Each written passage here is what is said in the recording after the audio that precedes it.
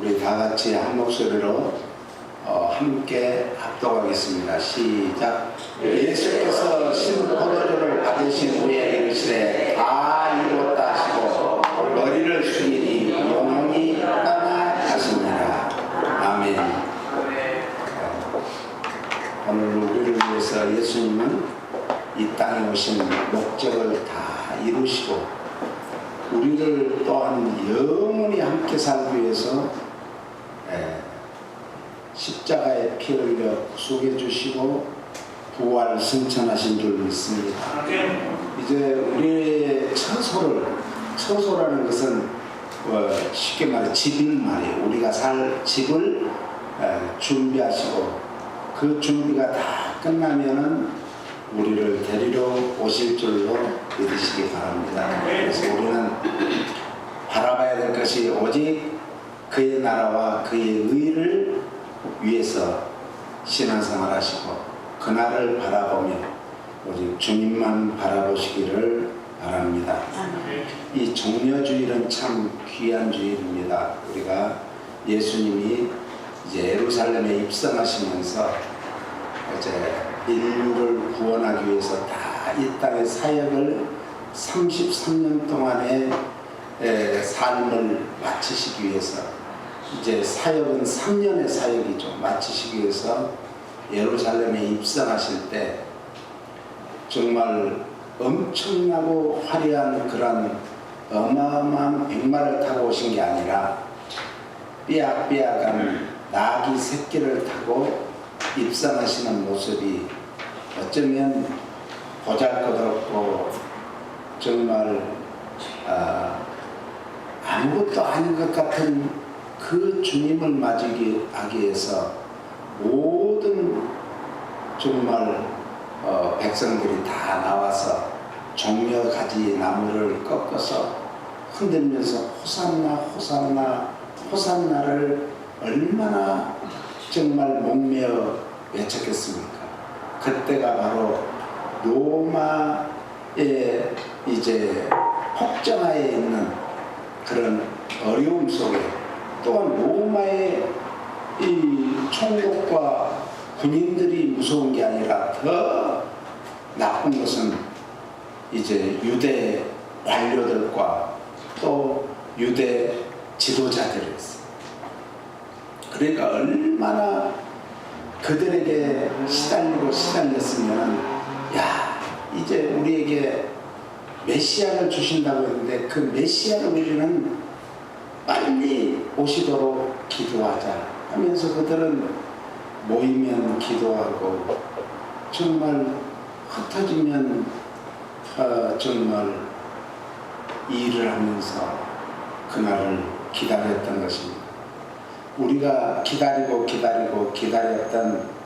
그 메시아의 오심이 벌써 33년이 되었음에도 불구하고 여전히 유대인들은 아니 제사장들과 서기관들과 바리새인들과 이 정말 사두개인들 그리고 힘있는 관료들은 메시아의 도래를 믿지 않았던 것이죠.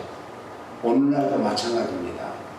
우리가 이 세상에 지금 살아가면서 정말 신앙생활하기가 이보다 편할 수가 없는데 자꾸만 교회들이 힘을 잃어가고 어려워지고 또 힘있는 교회들 같아도 좀 왜 그런가 이제 그 교회들의 사명을 다 감당하지 못하니까 이 교회들이 힘을 잃었어요. 초대교회가 우리나라에 약 50만 명 정도 되었을 때 그때는 우리나라에 정말로 기독교인들 하면은 그들은 인정을 받았어요. 초대교회가 로마가 인정할 정도로 인정을 받았어요. 그런데 지금은 인정커녕 교회를 걱정하는 시대가 되고 말았습니다. 이런 때에 우리는 신앙생활을 어떻게 해야 될까? 늘 고민하고 생각하고 기도합니다. 예수님께서는 우리의 죄악을 사해 주시려고 말씀이 육신을 입고 이 땅에 오셨습니다. 그래서 요한복음과 누가복음에는 예수님의 십자가에서 죽으심과 관련된 인물들이 많이 나오는데 대부분 요한복음에 많이 나옵니다. 그래서 오늘 요한복음에 다 이루었다라는 말씀을 가지고 우리가 은혜를 받고자 합니다. 요한복음 18장 2절에 보니까 가룟 유다가 예수님을 은 20의 판자가 나옵니다. 또 요한복음 8장 12절에는 군대와 천부장과 그 부하들입니다. 그들은 예수님을 잡아서 결박한 자들입니다. 요한복음 18장 14절에 보니까 가야바는 당시에 대제사장이었습니다.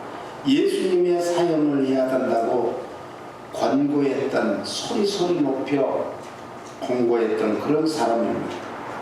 요한복음 18장 19절로 24절에는 안나스는 예수님을 1차로 신문했던 자입니다. 요한복음 18장 28절로 19장 16절까지는 빌라도 로마 총독 이야기가 나옵니다.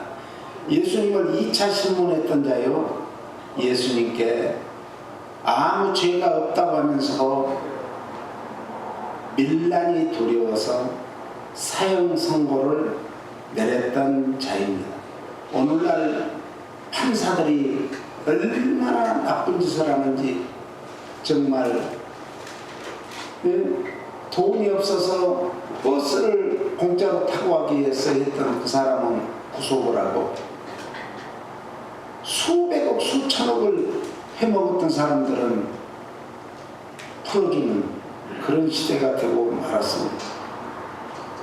누가복음 23장 11절에는 헤롯이 나오는데 헤롯이 유대 총독입니다. 유태인이죠. 헤롯 왕가의 가문이죠. 예수님을 공식적으로 재판정에서 조롱했던 자입니다. 요한복음 19장 7절로 16절에는 유대 군중들이 나오는데 예수님의 사용에 동조했던, 아니 그들이 호산나 호산나 호산나를 외쳤던 사람들이 대제사장들의 뇌물을 받고 함께 나와서 외쳤던 그런 사람들. 어쩌면 오늘 우리가 그럴 수가 있다는 거예요. 작은 뇌물 하나가 그토록 큰 힘을 발휘하는 시대가 그때가 아니라 지금도 마찬가지입니다. 누가복음 23장 26절에는 구레네 시몬이 나오는데 예수님이 채찍에 맞으면서 그 무거운 이제 나무 십자가를 지고 가면서 쓰러질 때 더 이상 안 되겠다 했던지 이제 군병들이 거기에서 아주 덩치가 큰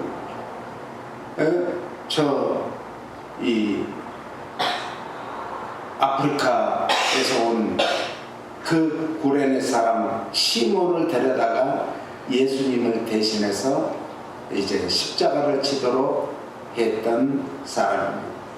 그런데 이 시몬은 억지로라도 십자가를 졌는데 마침내 그의 후손들이 예수 믿고 구원받았다는 그런 사실입니다. 요한복음 19장 38절로 42절에 보니까 아리마대 요셉이 나옵니다. 예수님의 요원으로 무덤에 자기가 들어가려고 했던 무덤을 예수님께 내어주었던 그런 사람입니다. 이렇게 해서 이제 예수님의 마지막 십자가형을 받고 장사 지내고 죽음에 이르도록 힘썼던, 아니 애썼던 사람이 있는가 하면 흉악한 사람들도 함께 있었다는 거예요. 갈보리 산 위에는 우리가 잘 아시는 대로 3개의 십자가가 있었습니다. 그런데 그 가운데 십자가가 예수님이 달리고 흉악한 두 강도는 한 명은 오른편에 한 명은 왼편에 이제 매달려 있었습니다. 제가 그래서 손가락을 이렇게 보니까 가운데 손가락이 제일 길어. 안긴 사람 있어요? 그래서 가운데 십자가는 예수님이 달리면서 이제 예수님은 우리의 죄를 사해 주시려고 십자가에서 피 흘려 죽으셨습니다. 갈보리는 마귀가 기뻐하고 승리의 계가를 부르던 곳입니다. 갈보리는 정말 우리가 져야 될 죄짐을 예수님이 친히 짊어지시고 피 흘림이 없이는 죄사함이었기 때문에 우리의 죄를 사해 주시기 위해서 십자가를 기꺼이 지시고 채찍에 맞고 창에 찔리셔서 물과 피를 다 쏟아서 우리를 구속해 주심을 믿으시기 바랍니다. 갈보리는 자기의 죄로 죽어가던 두 강도가 한 사람은 구원받고 한 사람은 지옥행으로 갔다라는 그런 내용입니다. 왜 그럴까요? 오늘 우리가 두 사람이 집에서 매를 갈고 있다가 한 사람은 들림받고 한 사람은 그대로 남아있어요. 두 사람이 밥을 먹고 있다가 한 사람은 없어져 버린 거예요. 두 사람이 길을 가다가 한 사람은 없어져 버린 거예요. 이런 때가 있다는 거예요. 그래서 우리가 신앙생활은 하나님 말씀에 순종하는 게 진정한 신앙생활이에요. 순종이란 게 뭔가? 저 이스라엘의 최초의 왕이 되었던 사울왕이 하나님 말씀에 순종하지 않아서 그는 패하고 다윗을 왕으로 세우게 되죠. 그래서 사무엘 선지자는 그 유명한 말씀을 하십니다. 순종이 제사보다 낫고 수양의 기름보다 좋다. 한문으로 봐도 순종은요, 순할 순자, 순진할 순자예요. 거기 보면 네 천자는 머리 연자입니다. 그러니까 순종이라는 것은 이 물 따라가는 것 같이, 물이 흘러가는 것 같이, 물은 항상 어떻게 흘러가는가? 머리를 따라갑니다. 머리를 따라가. 우리의 머리 대신 예수님을 따라가는 것이 순종이에요.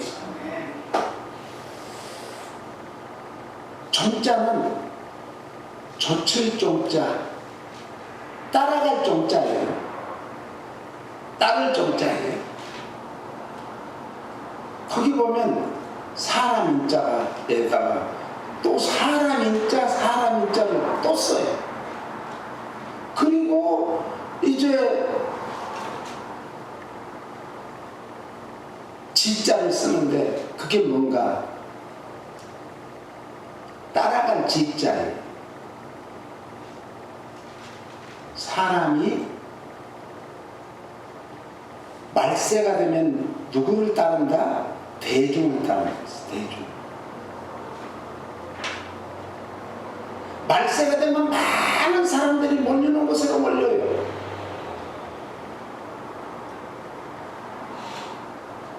말세가 되면 정말 자기의 소견에 오른 대로 다 쫓아가는 거예요. 그런데 우리는 성령의 사람은, 사람 입장이다. 성령의 사람은 대중을 따라가는 게 아니고 뭘 따라가요?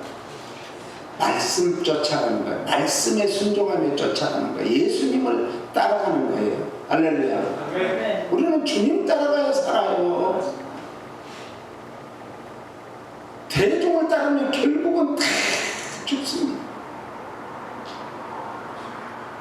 예수님의 가상 실언이라고 그러죠.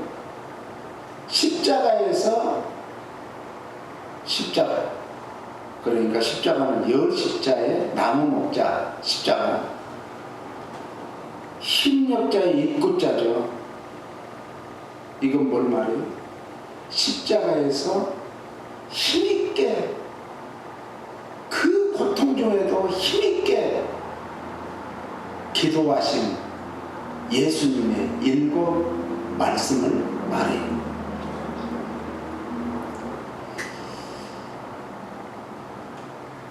첫 번째는 성부 하나님께 아버지여 저희를 사하여 주옵소서, 자기의 하는 것을 알지 못합니다.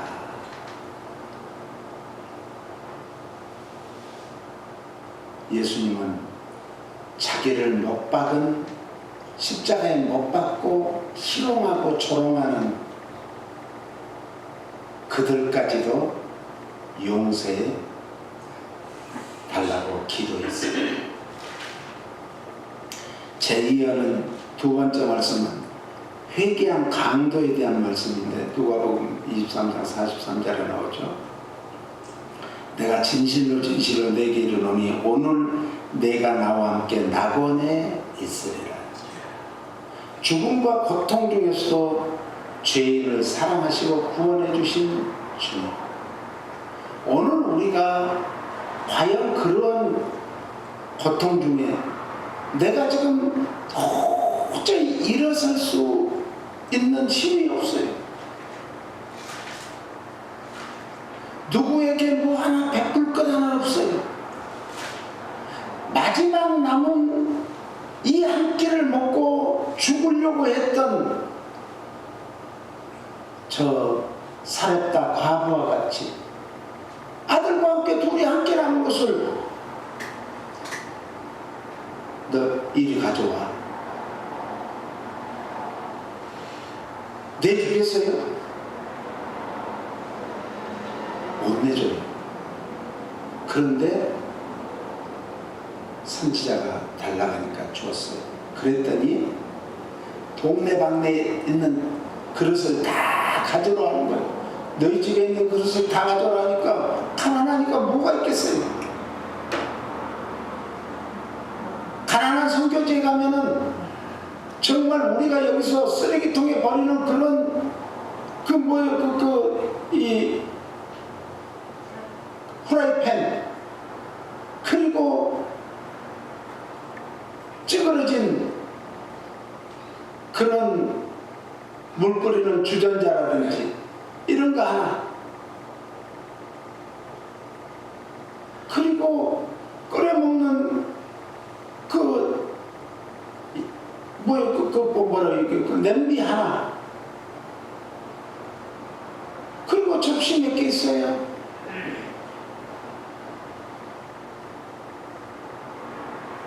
우리 가까운 멕시코만 우리 가서 선교하신 분들 알잖아요. 거기 열고 들어가 보면은 오픈을 안 해주려고 해요. 근데 얘기하니까 오픈을 해줘서 들어가니까 그 움막에 애들은 4명인데 방 한 칸도 없어요. 그 움막에 거기에 다 방은 밑에다가 환자 같은 거 깔아놓고 그 위에다가 우리 같으면 요 같은 거 요 있어요. 그런 거 깔아놓고 그 위에 담요, 다 떨어진 담요 한두 개 있어요. 그것 가지고 살아요. 저는 요즘에 기도하면은 야, 나는 너무 잘 먹고 잘 살아. 너무 잘 먹고 잘 살아.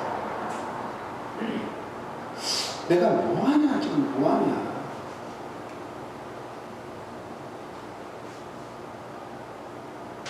우리 미국에서 우리 목사님이 지금 어디 있냐면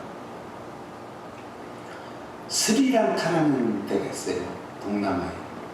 아주 불교가 정말 국교인 그런 나라인데 스리랑카에 가서 지금 23년을 일하시는 목사님이 있어요. 사역하시고. 지난 금요일날 이 이메일이 왔어요. 읽어보면서 울었어요. 몇 년 전에도 완전히 그 나라가 망한다고 했는데 어떻게 해서 했는데 지금 전쟁까지 일어나가지고 배급을 주는 거예요. 기름을 집에서 쓸 그런 기름을 배급을 줘요.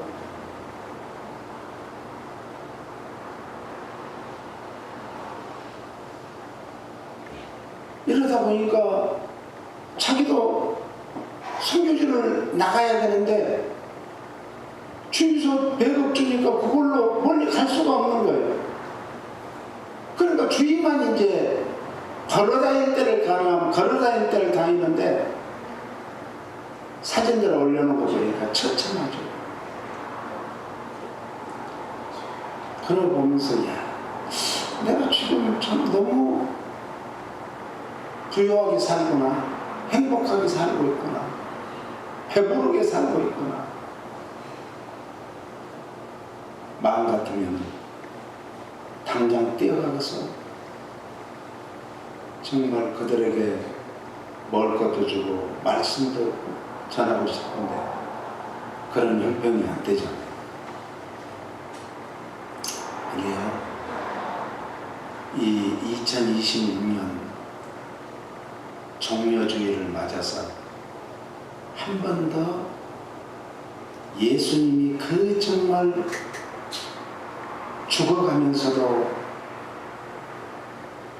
자기를 못 받고 채찍질했던 그 사람들을 용서하고 기도했듯이 우리도 그 사람들을 위해서 기도해야 될 줄로 믿습니다.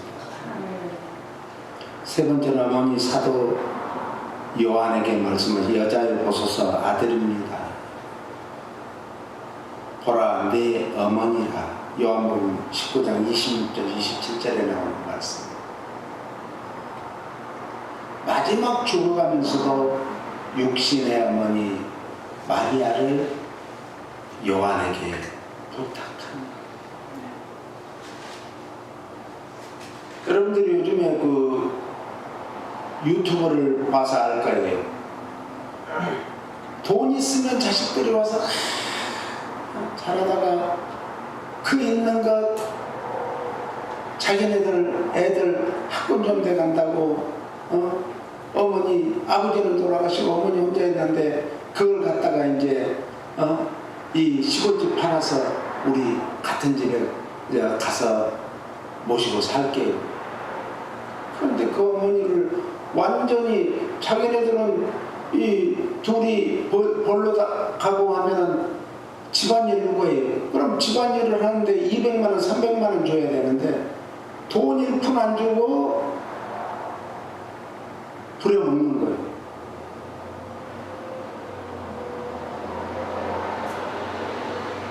어느 날은 엄마가 이제 몸에 병들어 있으면은 힘들면은 둘이 은원하는 거예요. 양로원으로 보내죠. 지금 그런 세상이에요. 우리가 가진 것을 주와 복음을 위해서 쓰임받지 못하면은 아무 소용없는 거예요.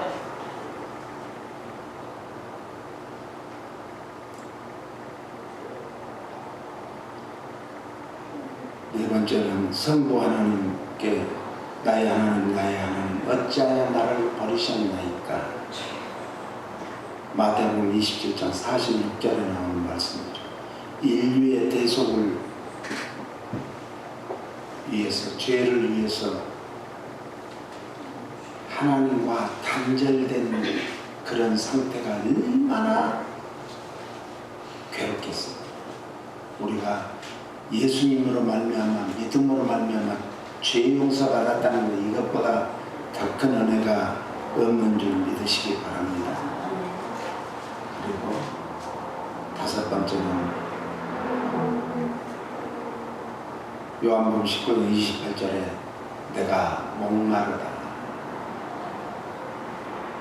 물과 피를 다 쏟고 나니까 얼마나 목말랐게 됐어. 그걸 타는 목마름이라고 그러죠. 네? 옛날에 정말 가뭄이 들면 논이 쫙쫙 모를 심어놨는데 뭐가 누렇게 타면서 쫙쫙 갈라질 때가 있었어요. 그러면 농심은 어떻겠어요? 농부의 마음은 자기 마음이 쫙쫙 갈라지는 마음이죠. 오늘 우리의 심령이 메말라가는데도 메말라가는지 모르는 이 세상, 이 현실, 오늘 세상만 볼 게 아니라 우리는 내 마음에 봐야 돼. 마음을, 우리 마음에, 내 심령에 정말 성령의 은혜가 흐르는지 하나님의 말씀의 단비가 흐르는지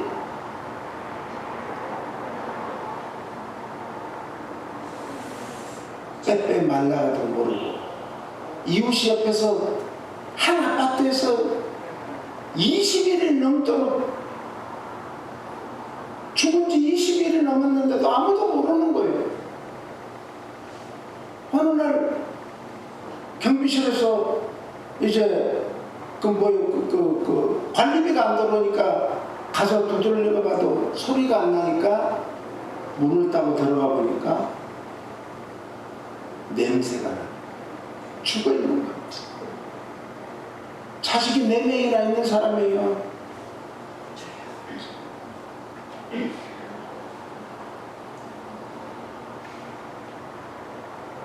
우리 그 마음에 다 자식들이 3명은 다 잘 살더라고요.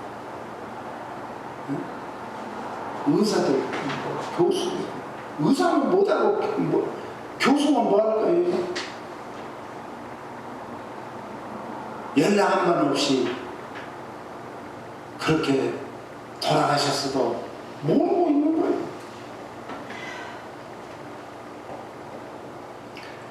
사실은 여섯 번째가 마지막 선언을 하는 내용입니다. 다 이루었다. 오늘 본문이죠. 사탄의 온갖 방해에도 불구하고 당신의 지상 사역을 위해서 완수하셨다는 말씀이죠. 오늘 우리가 이 말씀을 가지고 은혜를 받고자 합니다. 다 이루었다는 것은 헬라어로 테텔레스타이라고 그래요. 이거는 단번에 완전히 끝마쳤다 이런 뜻이에요.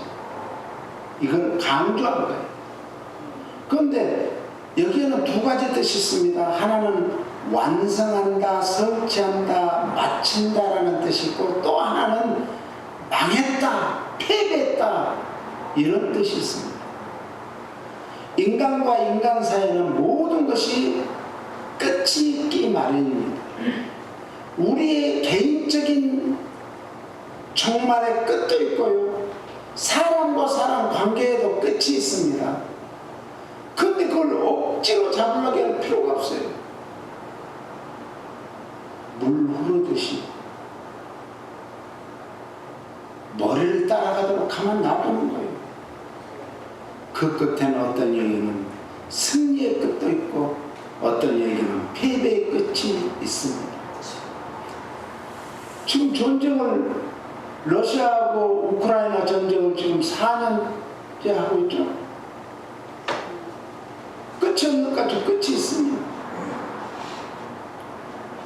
미국이 이란을 쳐가지고 지금 한 달 정도 지금 전쟁을 하는데 끝이 없는 것까지 끝이 있습니다. 우리도 끝이 있습니다.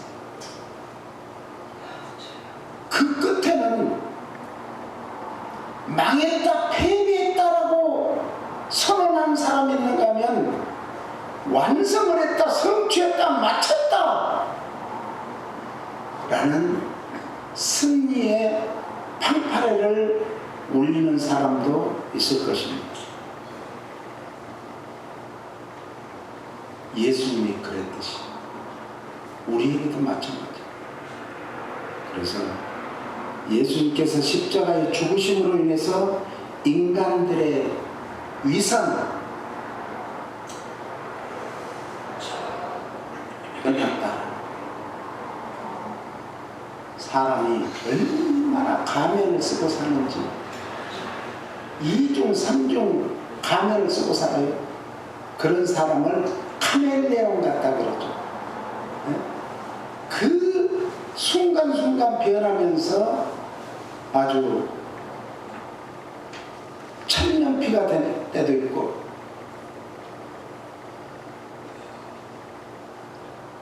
제자들이 그랬어요. 제자들이 그토록 죽는 곳에도 같이 가겠으며 어디든지 살아서도 가겠다고 호언장담했던 제자들은 예수님이 잡히실 때 다 도망쳐 버렸지 않습니까? 예수님께서 가야바들에서 채찍에 살점이 떨어져 나가고 피로 물들었을 때 제자들은 어디에 있었습니까? 하물며 수제자였던 베드로는 어땠습니까? 마태복음 26장 33절부터 읽어보겠습니다. 같이요. 베드로가 대답하여 이르되 모두 주를 버릴지라도 나는 결코 버리지 않겠나이다. 다 주님을 버릴지라도, 이 말은 주님으로 인해서 실족하지 않겠습니다, 이런 말이에요. 우리가 예수 믿는다고 하면서 얼마나 실족할 때가 많아요. 시험에 의해서 실족도 하지만 자기 자신의 나약함, 자그마한 문제, 큰 문제 앞에서 쓰러지고 넘어지는 그 모습을 볼 때 우리 주님이 얼마나 가슴 아파하시겠어요. 지금도 우리를 위해서 보호자 우편에서 중보하시는 주님, 그 주님 바라보세요. 이보다 더 바닥이 없을 것 같은데 또 바닥이 또 있어. 지하실이 떨어져, 지하실, 지하. 그런데 마지막 떨어질 때까지 떨어져 보면은 그때 고개를 들어보니까 동상 한 번만 꽉 막혀서도 하늘은 뚫려있다는 거죠.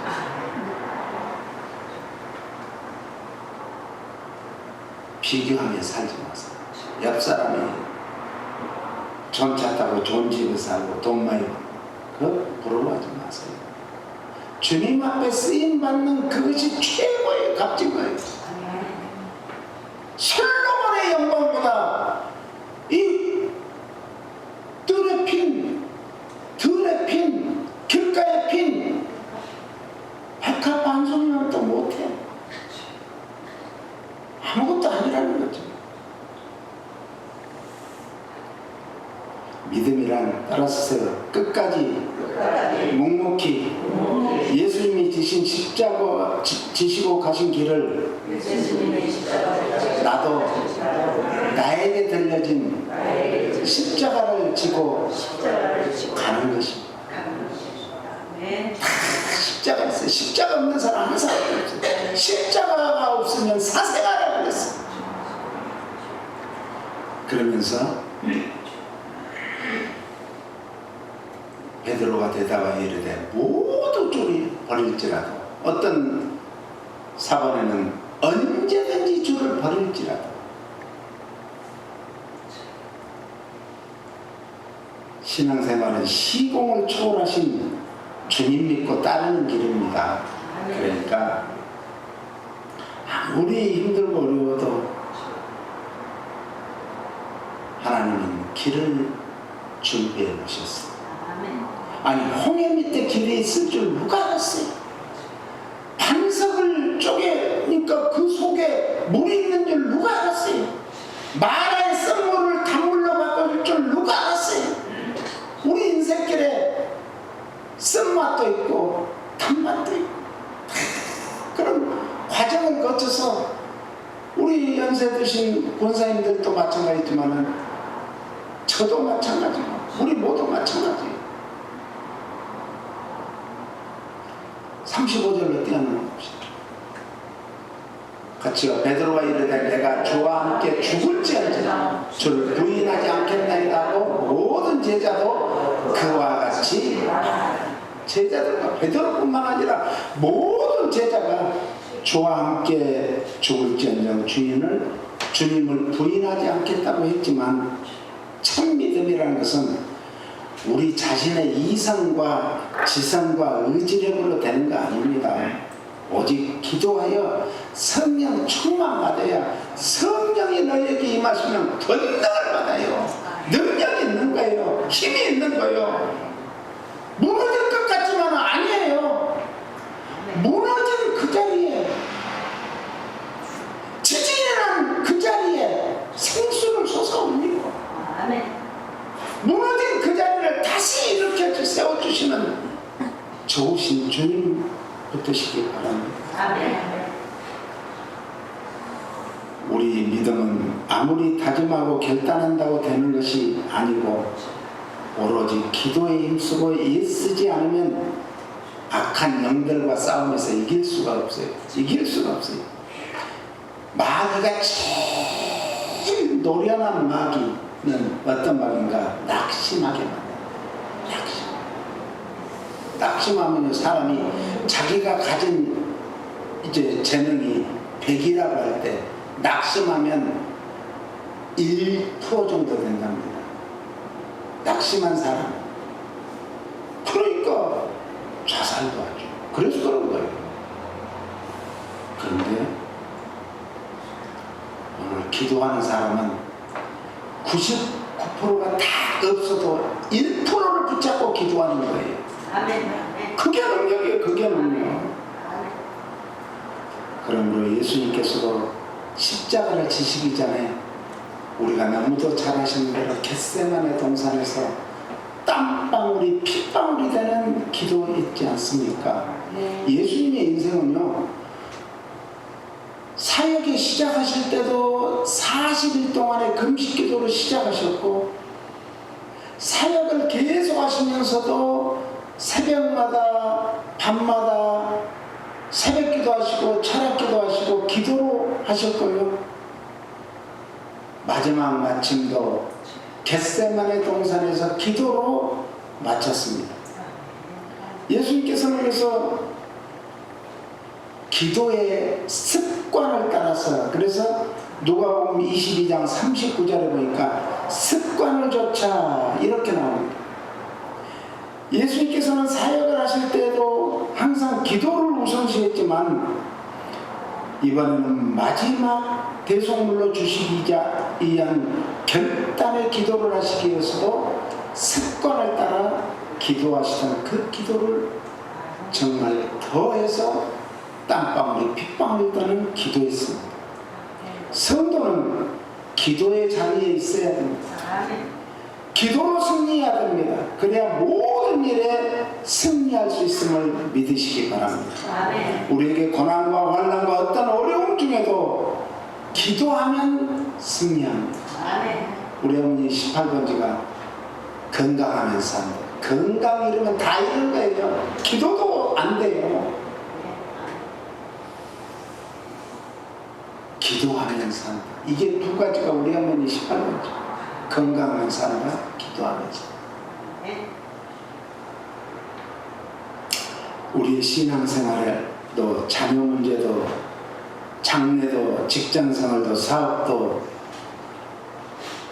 복음 전하는 전도와 선교도 기도하면 승리할 줄 믿습니다.